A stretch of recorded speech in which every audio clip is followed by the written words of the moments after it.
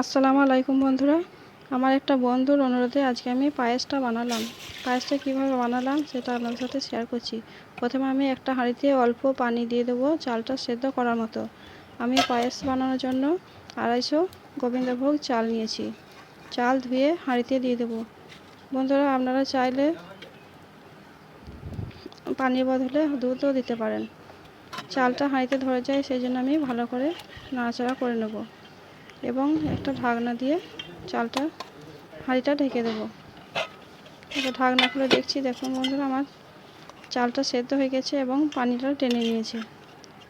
আবার আমি ভালো করে নাড়াচাড়া করে নিচ্ছি।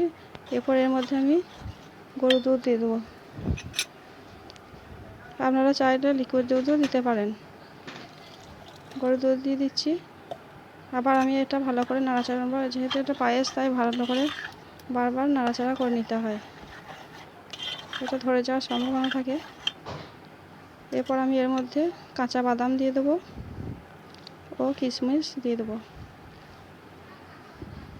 কিশমিশ দিয়ে আবার আমি এটাকে ভালোভাবে নাড়াচাড়া করে নেব এবং এর মধ্যে আমি এরপর পরিমাণ মতো চিনি দিয়ে দেবো।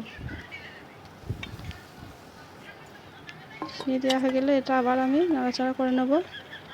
নাড়াচাড়া করে এর মধ্যে আমি এরপর গুঁড়ো দুধ দিয়ে দেবো। গুঁড়ো দুধটা দিয়ে দিচ্ছি। গুঁড়ো দুধ দেখলে পায়েসে দেখতে ভালো লাগে এবং স্বাদও ভালো আসে। আবার এটা আমি ভালো করে নাড়াচাড়া করে পায়েসটা আমি এরপর নামিয়ে নেব।